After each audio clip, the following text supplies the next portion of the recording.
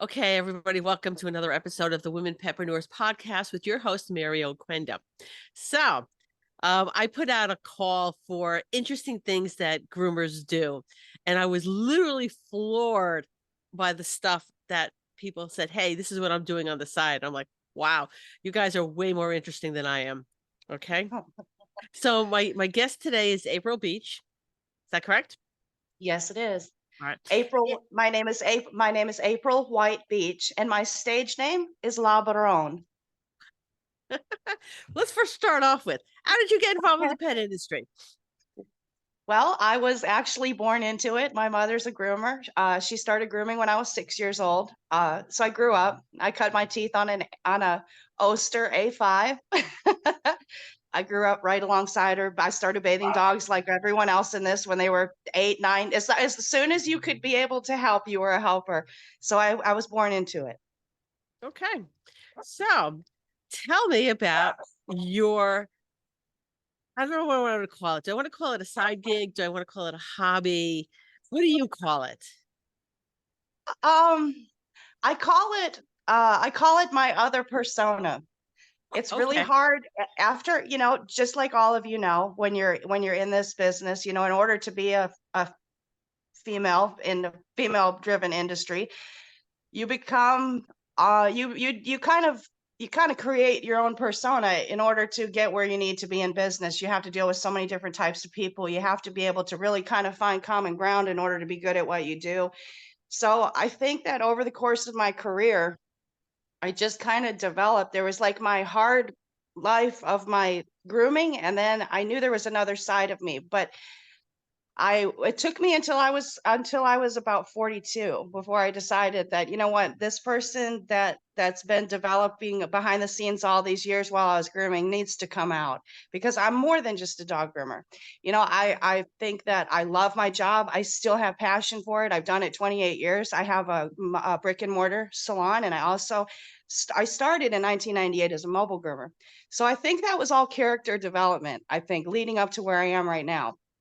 So for me, it was just my time, I think, to kind of spread my wings and kind of I felt that through my 30s, I spent all my time again, I was going to all the trade shows and I've made so many good friends. I have so many industry leaders and I've enjoyed every bit of it. And I felt that kind of reached the top of my game. And at that point, I felt that I was able to kind of coast a little bit. So I created my persona LaBaronne, and I'm a burlesque performer. Okay. So this is what I find absolutely fascinating. Okay. So Okay. let's start off with your name, Mhm. LaBaronne. Yes, that How'd is you the come up with it? Baroness. I am the Baroness of burlesque. That's it. Okay. Yes, LaBaronne is Baroness, the Baroness in French. So I've always just had a fascination for showgirls and showgirl things, glitters and feathers and dancing. And ever since I was a little girl, I always wanted to have tassels on my nipples. So here I am, killing it at 45 years old. Okay. You're never too old to suck at something new. Okay. Well, okay. Here's the thing, right? Okay, Whenever you do something new, you're going to suck at it.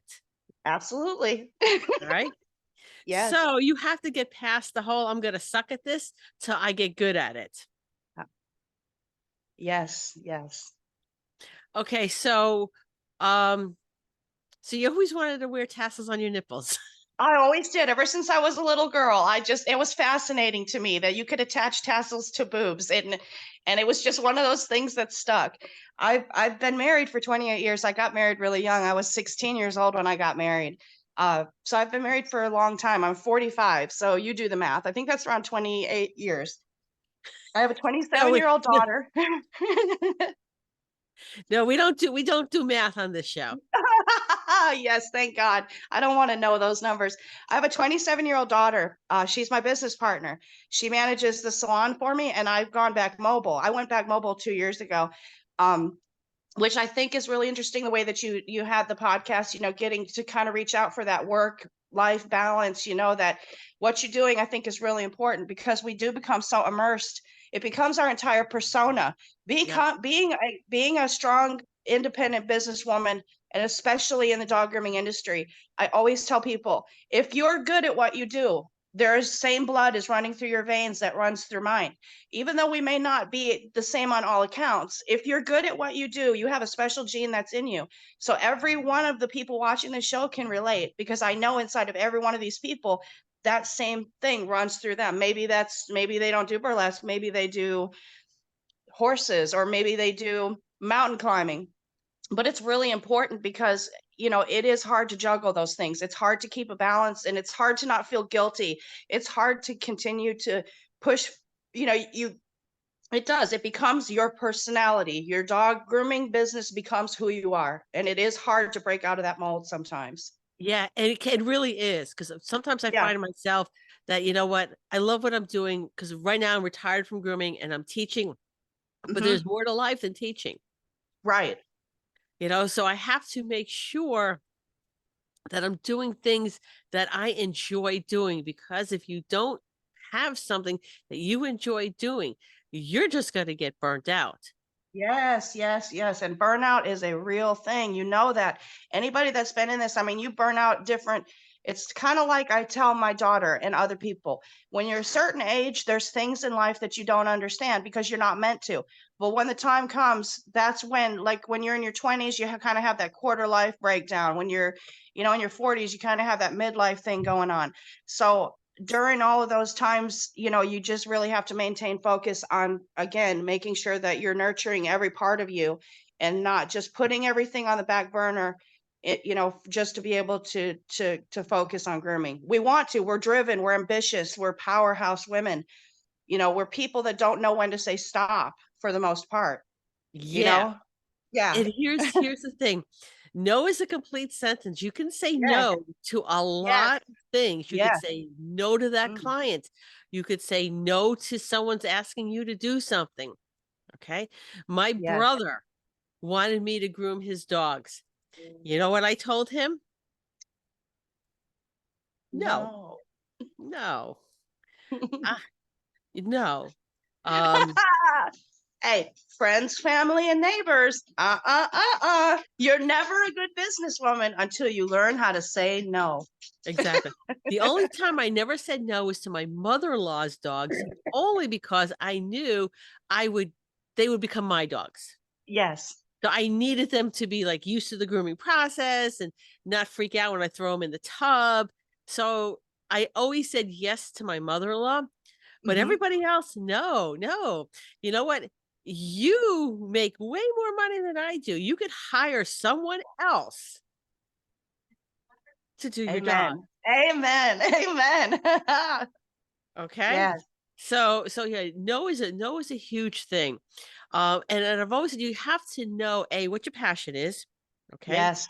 What you can afford and not afford to do. And if you Hmm. can't afford to do something that is your passion, you need to revisit what your business is.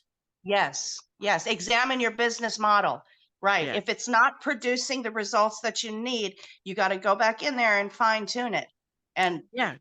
yeah, And I it's think hard. it's It's great. hard. And and again, you feel as a woman, the guilt. I'm saying, most of us were born, I think, for the most part, I think women are just held to the standard that, you are to give, give, give, accommodate, help.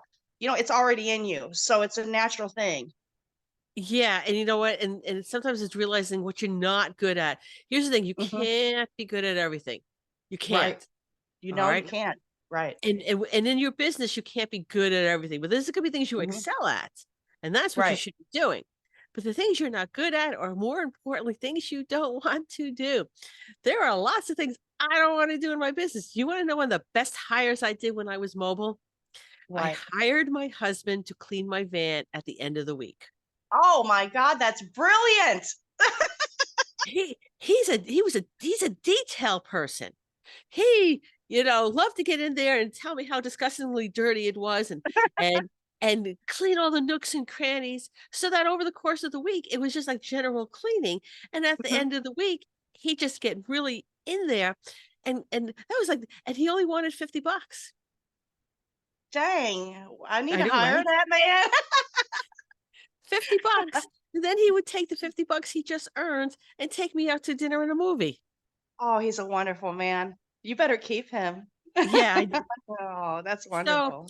it's like I'm not a detail person. I am a big Right. picture person. Okay. Uh-huh. So if you have to make changes in your business to accommodate what you are not good at, you need to do that. You're going to be Mhm. more efficient. And if you have to Yes. hire someone to do the things you don't want to do or the things that you really Yes. suck at, uh, Yes. it's going to make you more money down the line because you're going to do the Yes. things you love to do. Yes. Yes. Yes. The word, uh, it's not allocate. The word when you Delegate. delegate. Yes, yes, delegate. Yes, and here's the thing on that too. Because being a groomer, it's not always easy to find people that can do what groomers do. You're right. And that's where most groomers fall short is because everybody wants to think, I need to hire another groomer. I need to hire another groomer. Because thinking along the lines, it's always in the mentality that this is how you have to do it. But no, you're right. When you figure out that you can delegate responsibilities, it's going to open up your world to be able to know you are the OG groomer. You are the original gangster. You are the one that is the best at what you do. So it's good to have a good supporting cast. That's what makes you, that's what allows you the freedom too, to be able to say, the van is being taken care of. So now I can focus on something I need to do. Otherwise, you're Exactly. so overwhelmed. You're so overwhelmed. You don't even want to focus on the things you want to do because you know you haven't done the things that you had to do. So there you Yeah. are. So, and there's the thing, if it's something you don't want to do, you drag your feet. Oh, right. Yeah. You know how long it would take me to do that deep cleaning at the end of the week? Because I didn't Probably want to. not near as long, probably not near as long as you would put it off, like me, like my taxes. Oh, those are like kryptonite to me. Well, I hire someone for that too, because that's something else I don't want to do. You know, I love seriously, it. I will. When I pay my account $500 every year. All Uh-huh. he does is my taxes. I do my quarterlies, but he does the end of year taxes. $500 is the best $500 I have ever spent in my life. I will continue, and I don't even Yes. care what. And here's the thing: I don't even care what he charges. Don't. I know he doesn't listen to this, but I don't care what he charges. He sends me a bill. I pay the bill. End of discussion. Thank you. Yes, Okay, Lord, yes.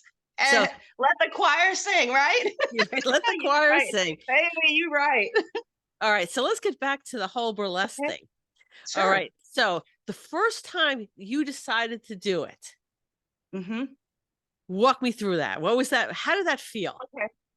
It was absolutely empowering. I ended up, I mean, I live in Panama City, Florida. That is halfway between Pensacola and Tallahassee. We call it the Redneck Riviera because it's basically lower Alabama. Not sure. You're in California, right? Washington. Washington. Okay. Well, we are in the Bible Belt. Very, very, very conservative people here. The very few fringe people that are not conservative are so small, few groups, like little bitty pods mixed in. There's not very much culture here. Now I'm 3 hours from New Orleans. That's a hodgepodge of culture. That's where I run every time I get a free chance. That's where I run to. That city calls to me like a lover.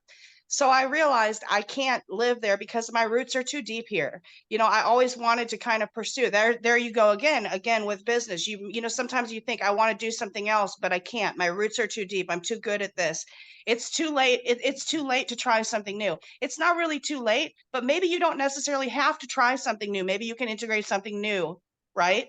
Right? In with your business. So you don't necessarily have to hang your clippers up. What you can do is you can really start making that effort to focus on nurturing that other side of you. That's going to help with the breakout, the burnout, and it's going to give you two things that you can kind of flip back and forth. You still got your strong business side, and then you have your fun personal side.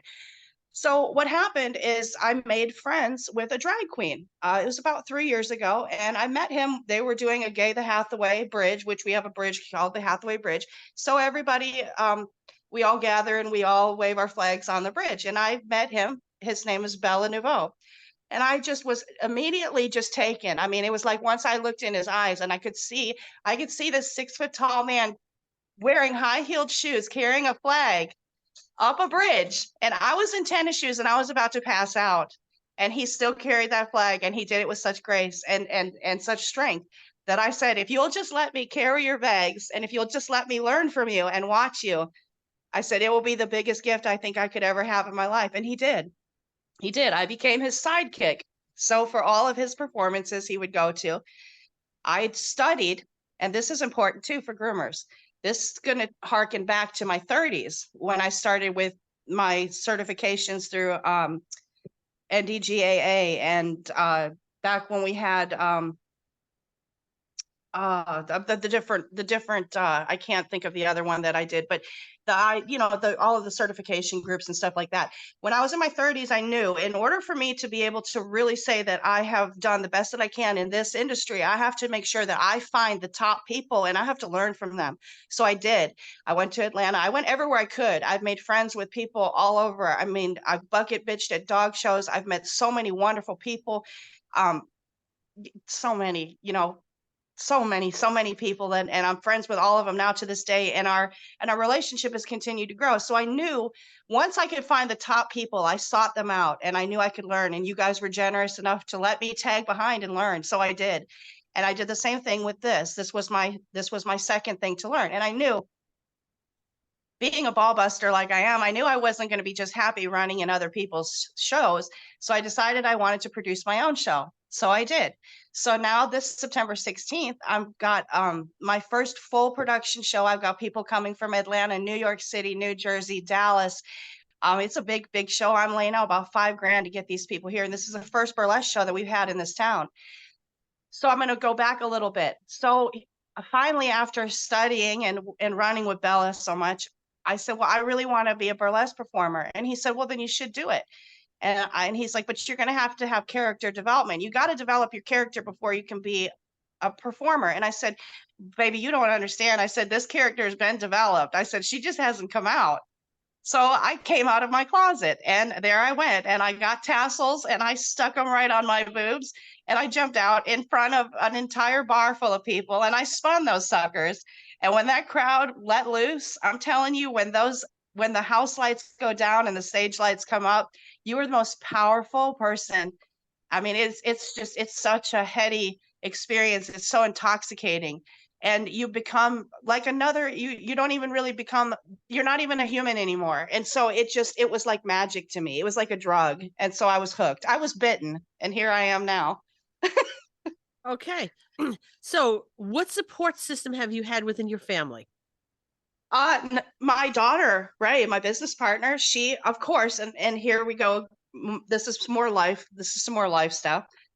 Being in my middle age crisis, your kids, of course, I only have one. They're worried about their parents, worried about mom. What's mom going through? Has mom flipped her lid? Yeah, mom's flipped her lid. Okay. But even though it was very difficult to know that my mom is going to become a topless dancer, ew.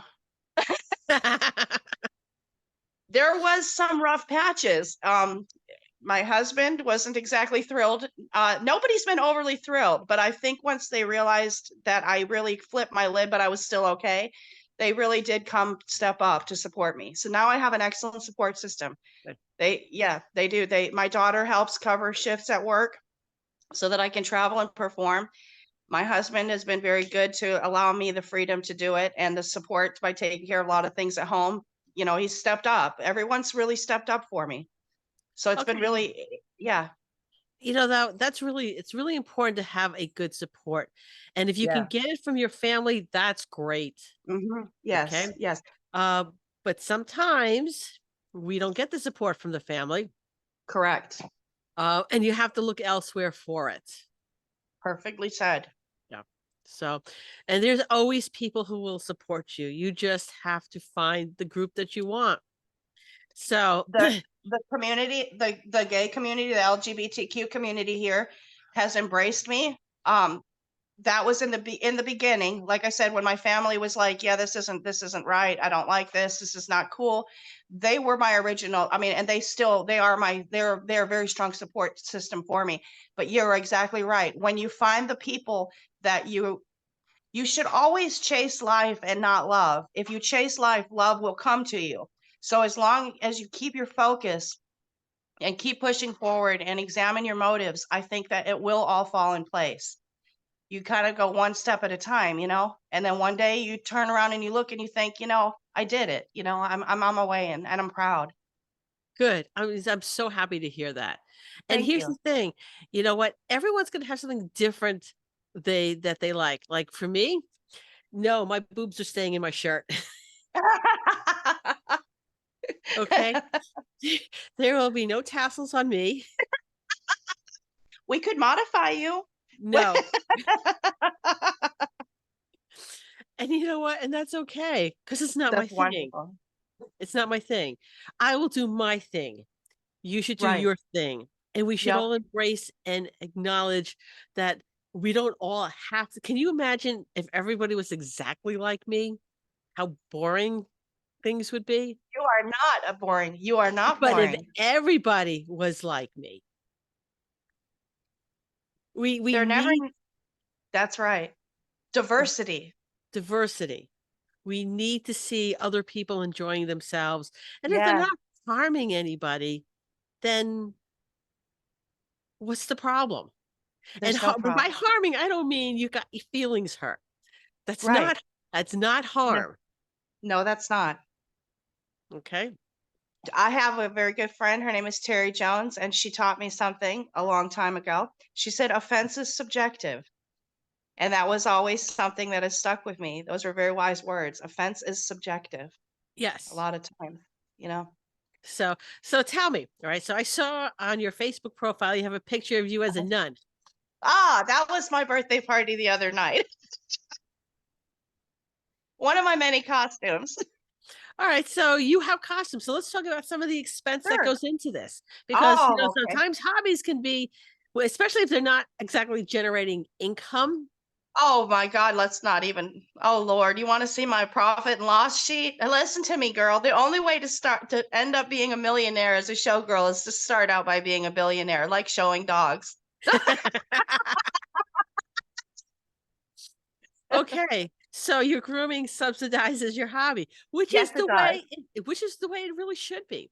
We Hmm. have a job, we work, and that the job's purpose, our business's purpose, is to subsidize our lifestyle, Yes. not we subsidize our business.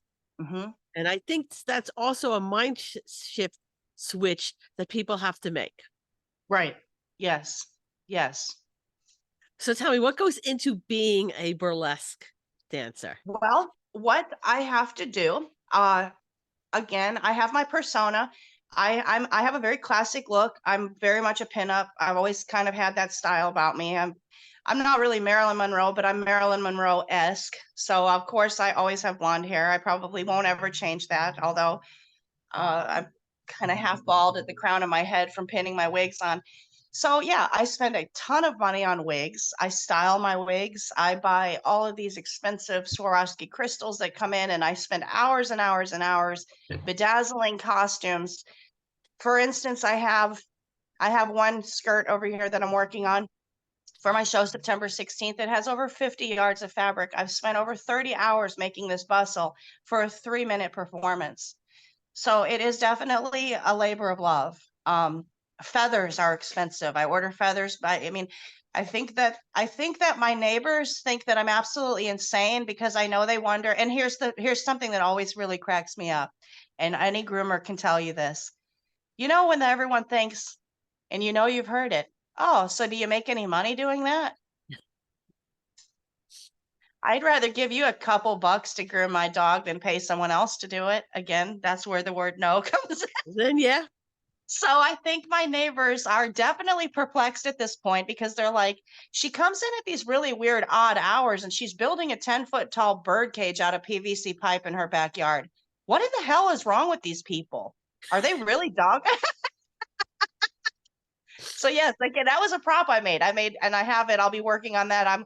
I have to continue to work on my props because that shit falls apart. So I continue. It's like masking tape and duct tape and glue and feathers and more glitter. Throw more glitter on it and then put it in there. And it's so much fun because I was spent all my life. My husband was very controlling, and I just never really ventured outside of my business. Lost. You muted yourself.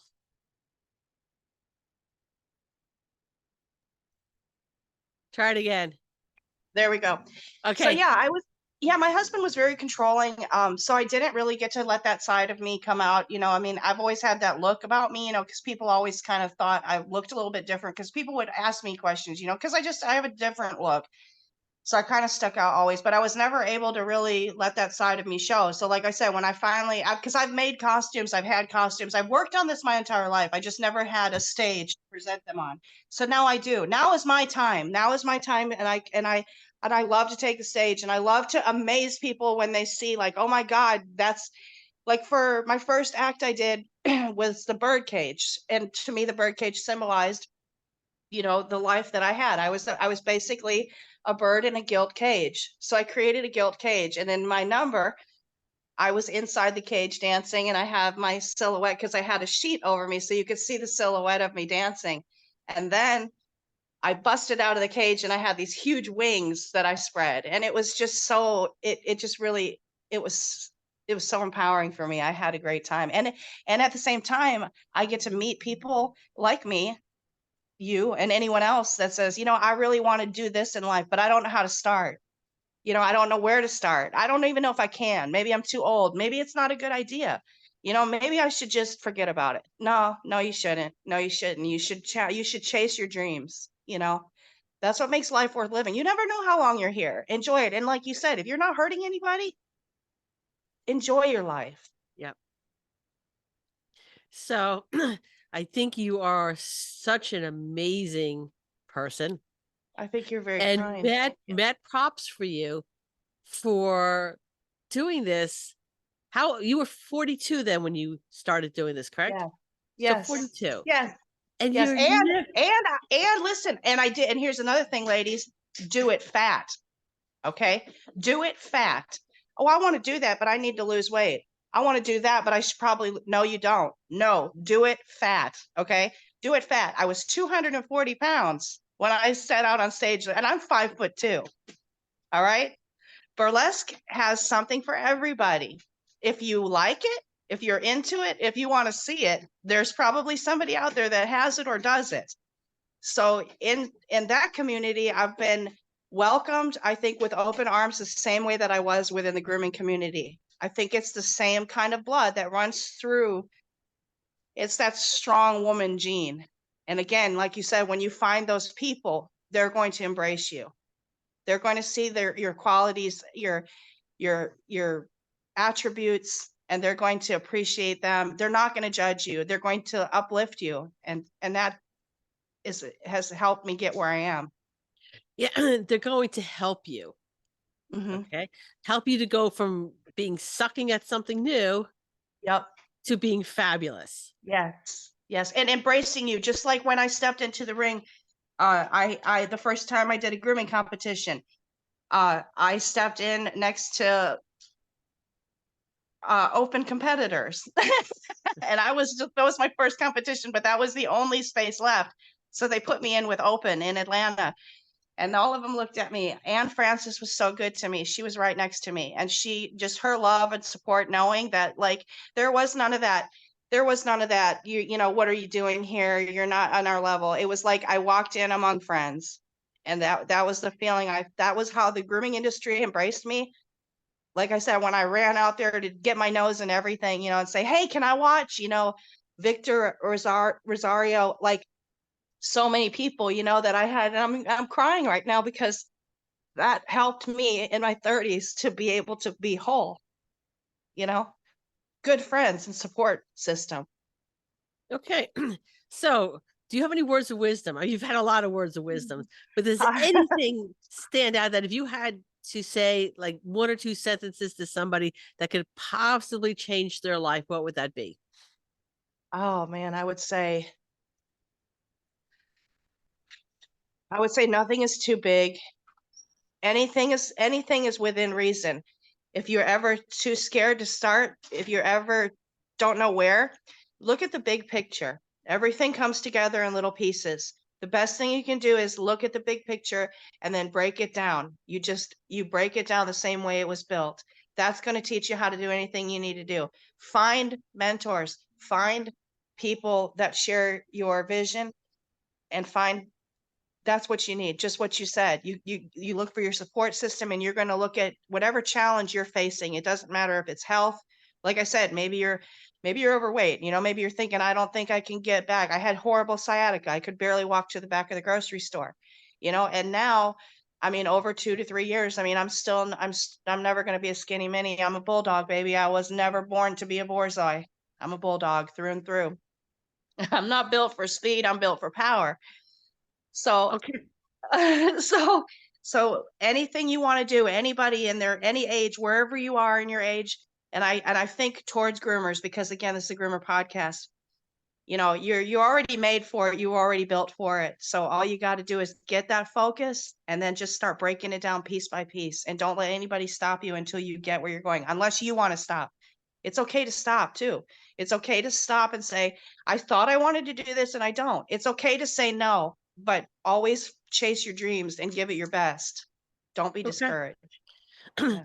April, thank you so much for taking time out of your day to do this. I really appreciate it. It was an honor for me, and you have no idea how much it means to me that I was able to share this with you, and I hope that a lot of the people listening, I hope it really resonates with them, and I hope it lets them think deeper inside, because a lot of times you just push those things back. You got kids, you got family, your customers, your obligations, and at different times of your life, you will have different levels of freedom. Again, maybe you're in your 30s and maybe you're not ready to do something like this where I can just drop everything and go dance topless. That's okay. You can find something else and you can just continue to follow your dreams. And eventually, as long as you keep that mantra, you will be a satisfied and happy individual that's capable of loving and lifting other people up.